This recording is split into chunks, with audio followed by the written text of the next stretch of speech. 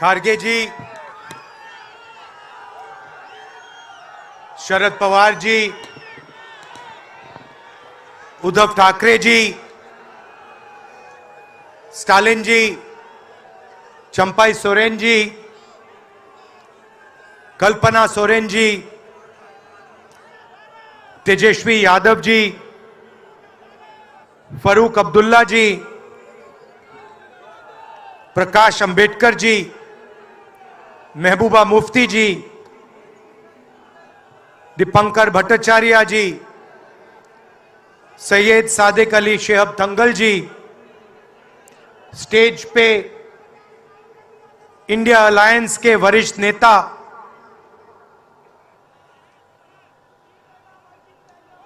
Honourable CWC members, Congress और गठबंधन के प्यारे कार्यकर्ता, भाइयों और बहनों, देशवासियों, आप सबका यहां बहुत बहुत स्वागत।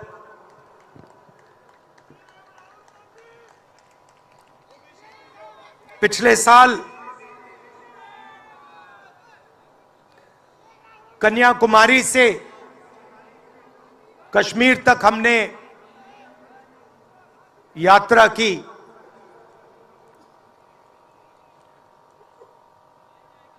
यात्रा करनी पड़ी। अगर मैं अपने आप से पूछता 2004 में, 2010 में, 2014 में कि मुझे 4000 किलोमीटर कन्याकुमारी से कश्मीर चलना पड़ेगा, मैं ऐसी बात सोच भी नहीं सकता था।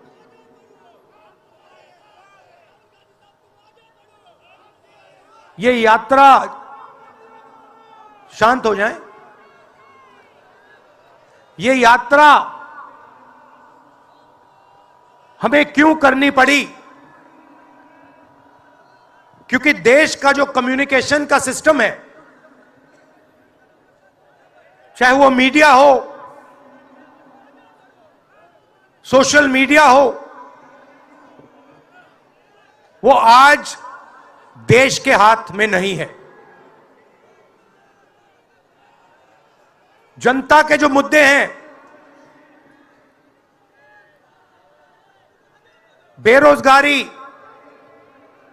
हिंसा, नफरत, महंगाई, किसानों के मुद्दे, अग्निवीर के मुद्दे, जवानों के मुद्दे, वो मुद्दे आपको मीडिया में नहीं दिखाई देंगे। तो हमने ये यात्रा करनी पड़ी क्योंकि और कोई चारा नहीं था। देश के ध्यान को पकड़ने के लिए विपक्ष को 4000 किलोमीटर, और सिर्फ राहुल गांधी नहीं चला, यह गलतफहमी में मत रहिए कि ये राहुल गांधी चला है। सब पार्टियों के, सब विपक्ष के पार्टियों के लोग चले, सब नेता आए, हिंदुस्तान का पूरा विपक्ष इन यात्राओं में शामिल हुआ।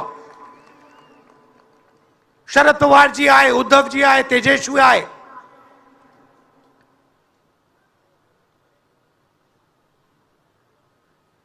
सोशल मीडिया में भी आप गलतफहमी में मत रहिए। किसी ने कहा कि सोशल मीडिया एक रास्ता है, सोशल मीडिया रास्ता नहीं है, उस पर भी कंट्रोल है।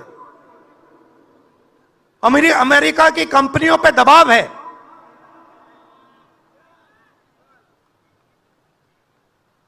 तो काफी डिस्कशन होता है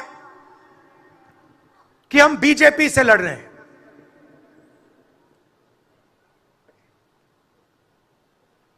लोग सोचते हैं कि हम सब एक राजनीतिक दल के खिलाफ लड़ रहे हैं। देश भी सोचता है कि ये जो नेता स्टेज पे बैठे हैं अलग अलग पॉलिटिकल पार्टी से हैं, ये एक राजनीतिक पार्टी से लड़ रहे हैं। ये सच नहीं है, ये गलत है। हम राजनीतिक पार्टी से नहीं लड़ रहे हैं और यह समझने की जरूरत है। हिंदुस्तान के युवाओं को यह बात समझनी होगी।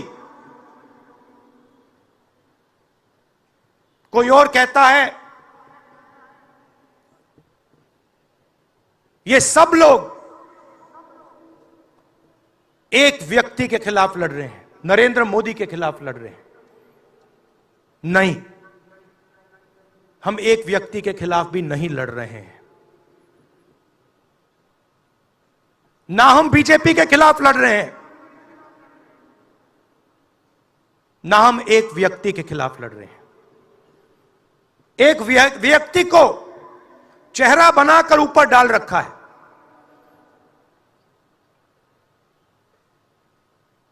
हिंदू धर्म में शक्ति शब्द होता है। हम शक्ति से लड़ रहे हैं, एक शक्ति से लड़ रहे हैं। अब सवाल उठता है वो शक्ति क्या है? जैसे किसी ने यहां कहा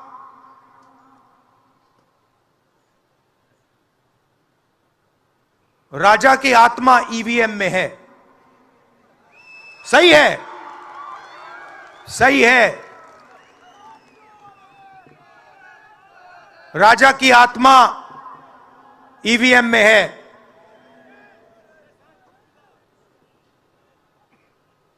हिंदुस्तान की हर संस्था में है, ईडी में है, सीबीआई में है, इनकम टैक्स डिपार्टमेंट में है। एक वरिष्ठ नेता, नाम नहीं लेना चाहता हूं, इसी प्रदेश के एक वरिष्ठ नेता कांग्रेस पार्टी को छोड़ते हैं और रो के कहते हैं, मेरी मां से रो के कहते हैं कि सोनिया जी मुझे शर्म आ रही है, मेरे में इन लोगों से, इस शक्ति से लड़ने की हिम्मत नहीं है, मैं जेल नहीं जाना चाहता हूं। और ये एक नहीं है, ऐसे हजारों लोग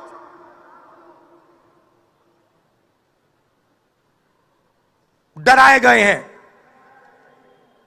क्या आप सोचते हो शिवसेना के लोग, एनसी के लोग ऐसे ही चले गए? नहीं, जिस शक्ति की मैं बात कर रहा हूं, उन्होंने उनका गला पकड़कर उनको बीजेपी की ओर किया है और वो सब डर के गए हैं।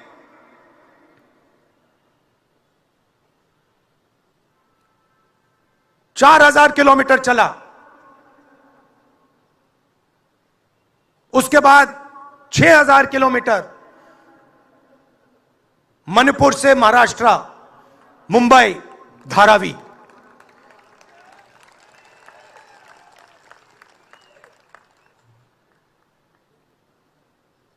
क्या मैंने देखा, क्या सुना, मैं आपको समझा नहीं सकता, शब्दों में नहीं बता सकता मैं आपको।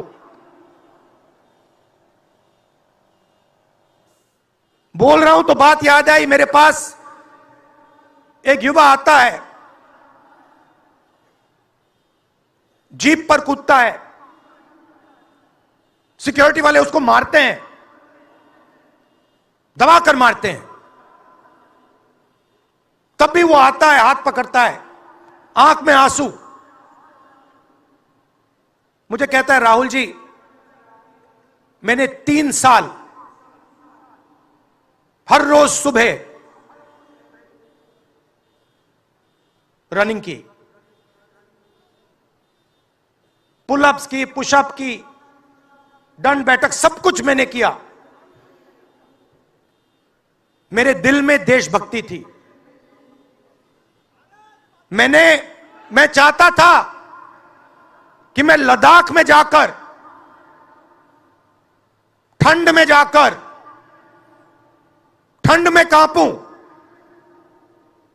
देश के दुश्मनों के सामने कांपूं, और एक दिन अगर मौका बने तो उनकी गोली भी खाऊं। यह मैंने सोचा था। राहुल जी, अग्निवीर लागू कर दिया। मेरे देश ने मुझे धोखा दिया है। नहीं, तुम्हारे देश ने तुम्हें धोखा नहीं दिया, तुम्हारी सेना ने तुम्हें धोखा नहीं दिया, उसी शक्ति ने तुम्हें धोखा दिया है। नरेंद्र मोदी भाइयों और बहनों सिर्फ मास्क है, मुखौटा है।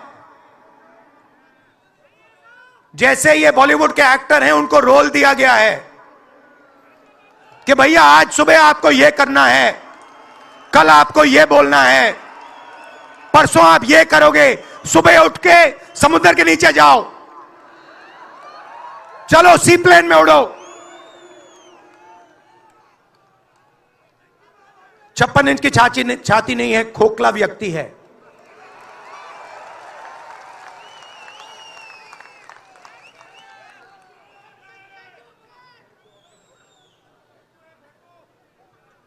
धारावी को देखिए आप। मुझसे पूछा गया कि ये जो यात्रा होगी कहां से कहां होगी। मैंने सोचा, एक बात क्लियर थी, मणिपुर से शुरू होगी। क्यों? वहां पे इसी शक्ति ने सिविल वॉर का माहौल बना रखा है। भाई भाई को मार रहा है, गोली मार रहे हैं, तो शुरुआत तो वहां से होगी। और फिर मैंने सोचा, अगर हिंदुस्तान को नया विजन देना है तो यात्रा धारावी में खत्म होगी। यह हुनर का कैपिटल है, हिंदुस्तान के टैलेंट का, स्किल का, हुनर का कैपिटल है। और इनको यहीं से, मुंबई से, इनके घरों से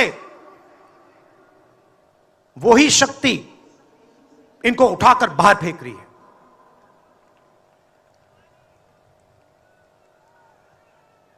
एक साथ मिलकर वही शक्ति इन लोगों की जिंदगी बर्बाद करने में लगी हुई है।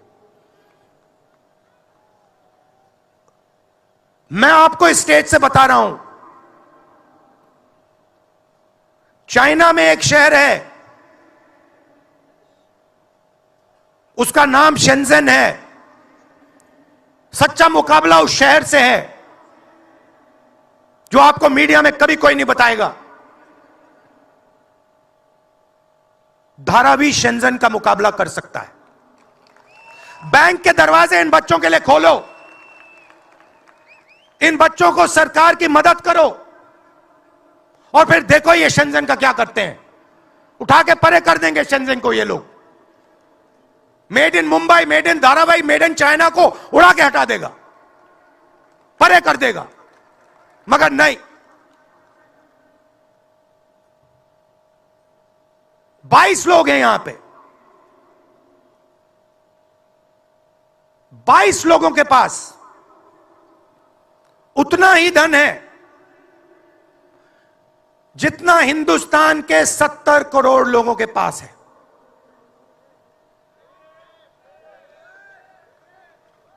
हिंदुस्तान में इंटरनेशनल एयरपोर्ट खुलवाने के लिए साल लग जाते हैं। 10 दिन में शादी के लिए इंटरनेशनल एयरपोर्ट खुल जाता है। वो ठीक है, कोई बड़ी बात नहीं है। अगर 10 दिन में शादी के लिए खुल जाता है वो ठीक है, करना है करो, मगर बाकी हिंदुस्तान में भी तो खोलो, बाकी प्रदेशों में खोलो। इन्होंने क्या गलती की है?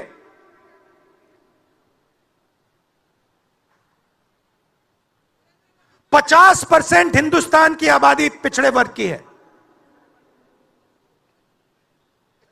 15% दलित, 8% आदिवासी, 15% माइनॉरिटी, 5% 7% गरीब जनरल कास्ट के लोग।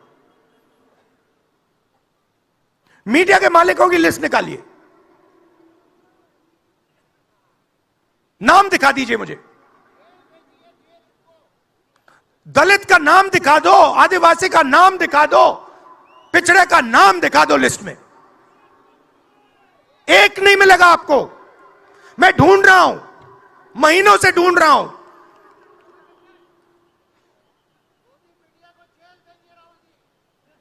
इनकी गलती नहीं है बेचारों की। जैसे मोदी जी मुखौटे हैं, जैसे उनका रिमोट कंट्रोल इनका भी है।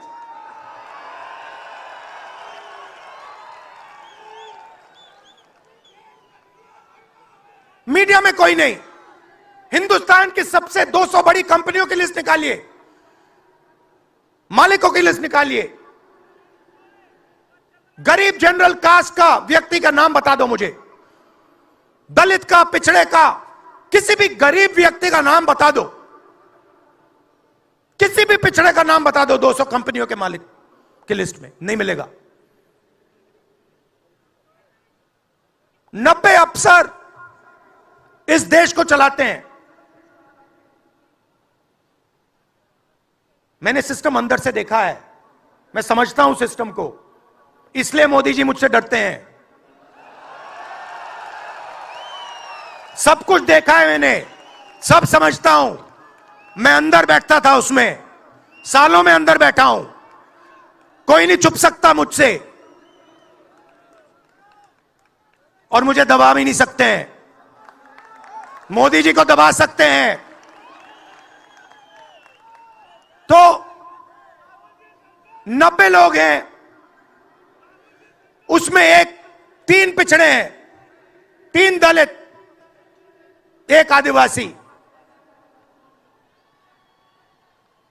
फर्स्ट जनरेशन गरीब जनरल कास्ट का मुझे दिखा दो, उसमें 1 नहीं मिलेगा। बजट में 100 रुपए खर्च होते हैं,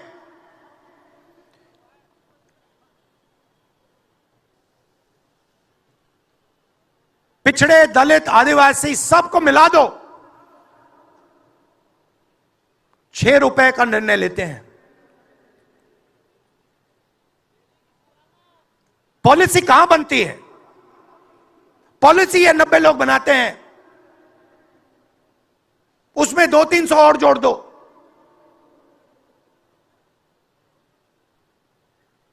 उसमें 50-60 अरबपति जोड़ दो।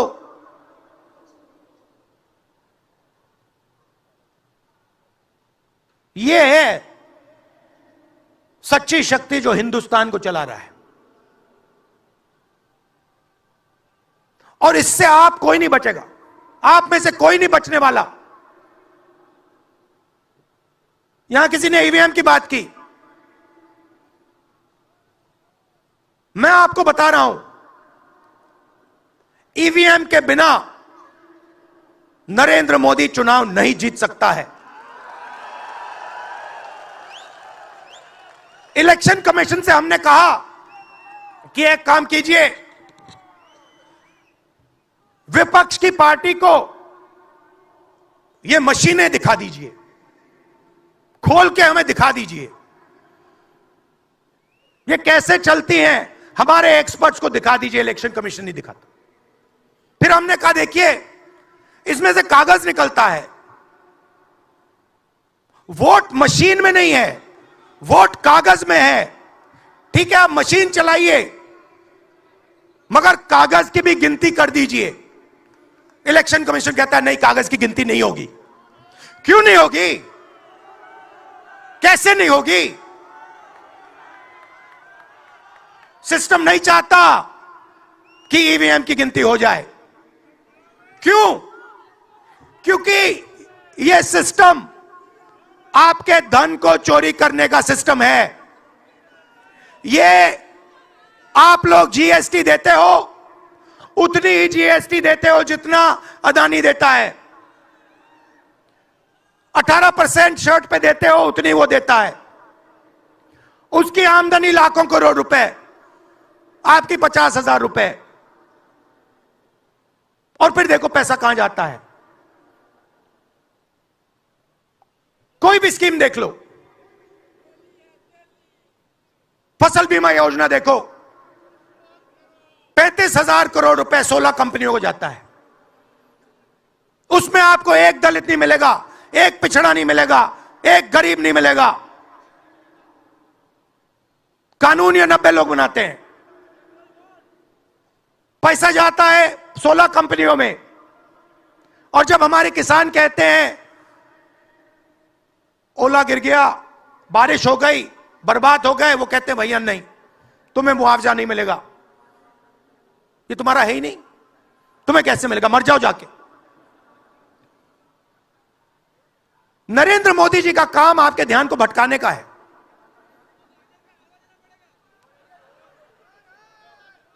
कभी आपसे कहेंगे देखो देखो चाइना की ओर देखो, पाकिस्तान की ओर देखो। कभी मोबाइल फोन की लाइट ऑन कर देंगे, थाली बजाओ।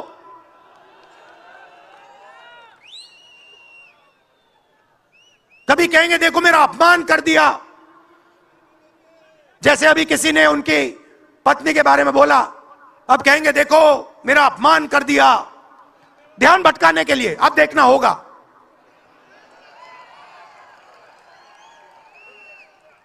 मगर यात्रा में यह सब साफ दिख जाता है, दर्द दिख जाता है, दुख दिख जाता है।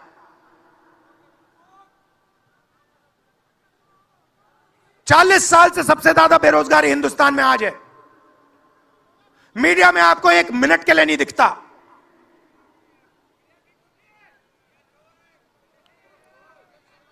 मोबाइल फोन आप देखते हो, चाइना का मोबाइल फोन, शर्ट खरीदते हो, चाइना की शर्ट, जूते खरीदते हो, चाइना के जूते।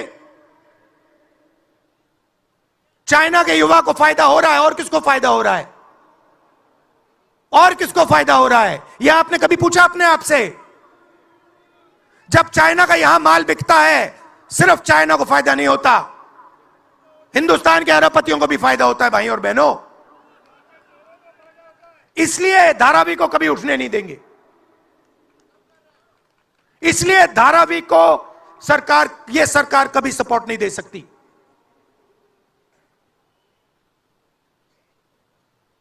पूरा सिस्टम कंट्रोल में है।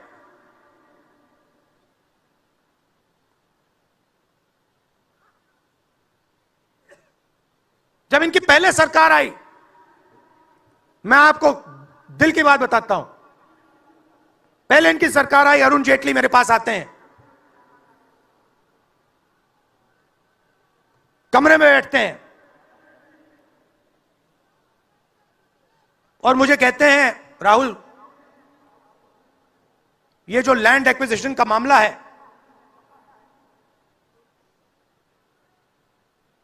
तुम इस पर मत बोलो। क्यों नहीं बोलूं? जनता का मामला है। अगर बोलोगे तो तुम्हारे ऊपर हम केस लगाएंगे। लगाओ केस, मुझे कोई फर्क नहीं पड़ता। क्या कर लोगे मेरा? ईडी वाले आए, 50 घंटे बैठा दिया।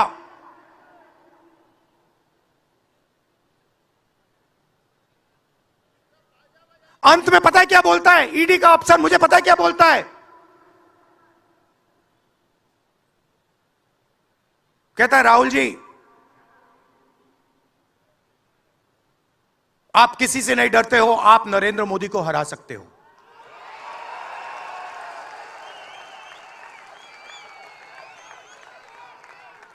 ईडी का अफसर बोलता है मुझे,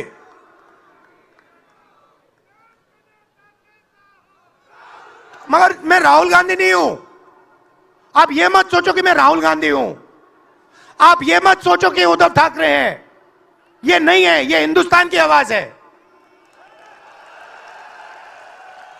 आप देखिए, हर प्रदेश से यहां लोग बैठे हैं, हर व्यक्ति ने अपनी यहां बात रखी। स्टालिन जी ने अपनी बात रखी, सोरेन जी ने अपनी बात रखी। यह हिंदुस्तान बोल रहा है। नरेंद्र मोदी जी की मीटिंग देखिए, वहां सिर्फ एक व्यक्ति बोलता है।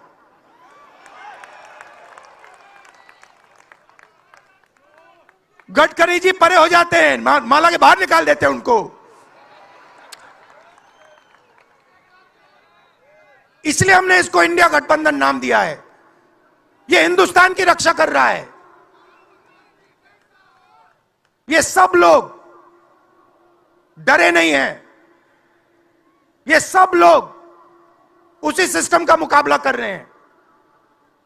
आज नरेंद्र मोदी के पास भ्रष्टाचार की मोनोपोली है।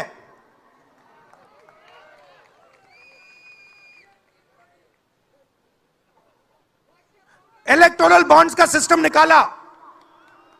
मैं आपको समझाता हूं। यहां पे जो छोटे छोटे सड़कों पे ना एक्सटॉर्शन चलता है, हफ्तेबाजी चलती है ना, वो नेशनल लेवल पे कर रहे हैं ये लोग। मैं बता देता हूं, 4 तरीके की हो रही है। एक, पहले ये कॉन्ट्रैक्ट देते हैं, सरकार कॉन्ट्रैक्ट देगी और सीधा परसेंटेज लेगी। इलेक्टोरल बॉन्ड देख लीजिए, उसमें साफ है। कंपनी को कॉन्ट्रैक्ट मिलता है, उसके एकदम बाद वो बीजेपी को हफ्ता देना शुरू कर देती है। दूसरा, सीधा एक्सटॉर्शन। ईडी सीबीआई भेज देंगे। जैसे यहां पे मुंबई का एयरपोर्ट इनको चाहिए था, ईडी सीबीआई भेजी, एयरपोर्ट किसी और को पकड़ा दिया। सीधा एक्सटॉर्शन। तीसरा, शेल कंपनी। जैसे यहां भी किसी ने कहा, अंबेडकर जी ने कहा, कंपनी की प्रॉफिट ही नहीं है और उससे ज्यादा पैसा वो बीजेपी को दे रही है। और चौथा, कॉन्ट्रैक्ट देने के पहले पैसा दो, कॉन्ट्रैक्ट लो। देखिए, मैं आपको एक बात कहता हूं, यहां मुंबई में किसी भी गुंडे को आप सीबीआई, ईडी और इनकम टैक्स पकड़ा दो, ठीक है? वो हो रहा है, वो ही हो रहा है। एक व्यक्ति ने इनको पकड़ रखा है, उनके पीछे एक और शक्ति है, वो कह रही है भैया आप देखो, हमें ये एयरपोर्ट चाहिए। आपका एयरपोर्ट मुंबई का एयरपोर्ट है ना, आपने तो देखा। सीबीआई की इंक्वायरी हुई और उसके एकदम बाद मुंबई एयरपोर्ट अदानी जी को मिल गया। तो मैं आपसे कह रहा हूं कि इससे आपका नुकसान हो रहा है। नोटबंदी की, जीएसटी लागू की, जो हिंदुस्तान का रोजगार का सिस्टम था उसको खत्म कर दिया। चाहते हैं कि यहां सिर्फ 20-25 कंपनियों का राज हो। चाहते हैं कि ये जब छोटा धंधा चलाते हैं, सब्जी बेचते हैं, छोटे छोटे दुकानें चलाते हैं, चाहते हैं ये सब खत्म हो जाए। और एक के बाद एक इनको खत्म कर रहे हैं। स्मॉल और मीडियम मैन्युफैक्चरिंग जो है उसको सबको खत्म कर रहे हैं। यही लोग तो चाइना का मुकाबला कर सकते हैं। जो स्मॉल और मीडियम इंडस्ट्री है वही तो चाइना का मुकाबला करेगी, वही तो देश को रोजगार देगी। उस नींव को उड़ा रहे हैं।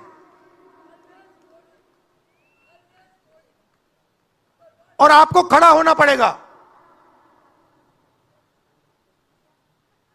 आपके बिना काम नहीं बनने वाला। आप हो भारत माता, आप सब भारत माता हो, और आपकी जिम्मेदारी बनती है, हमारी जिम्मेदारी है, मगर देश के युवाओं की भी जिम्मेदारी बनती है।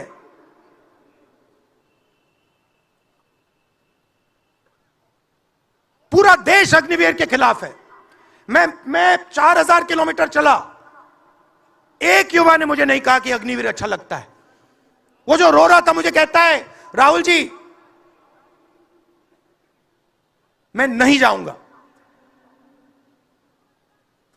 मैं नहीं जाऊंगा, मैं अग्निवीर नहीं बनूंगा। और फिर मुझे कहता है, राहुल जी जहां पे पहले हम दौड़ने जाते थे वो सब खाली पड़ा है। यात्राओं से मुझे बहुत सीखने को मिला। दर्द भी हुआ, चोट भी लगी,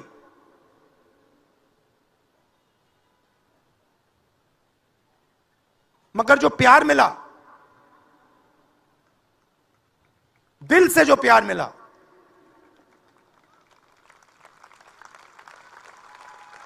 वो उसका कोई मुकाबला ही नहीं है। मैं बता ही नहीं, समझा नहीं सकता आपको।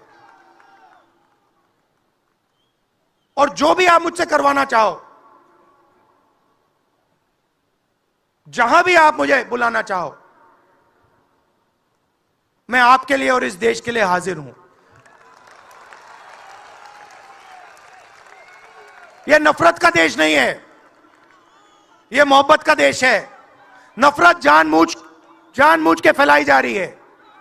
नफरत इसलिए फैलाई जा रही है कि आप अपना ध्यान इधर उधर करो और आपके जेब में से आपका पैसा लूटा जाए, छीना जाए।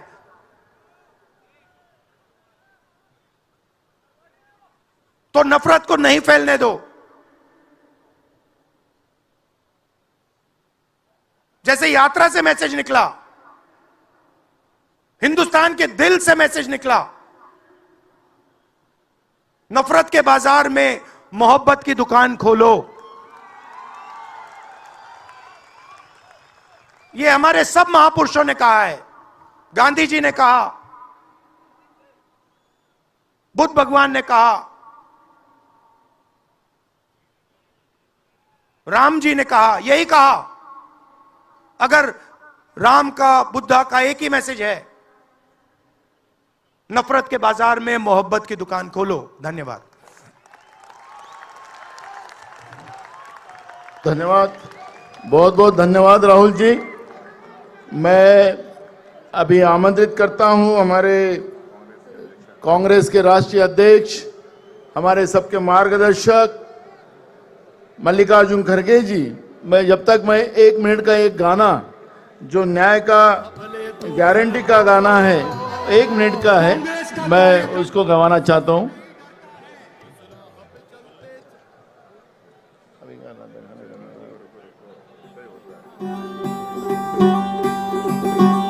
ये राह भले हो लंबी, ये राह भले तू भर हो। कांग्रेस का कार्यकर्ता किसी से नहीं डरता है। इस राह पे चलते चलते हमको गाते जाना है।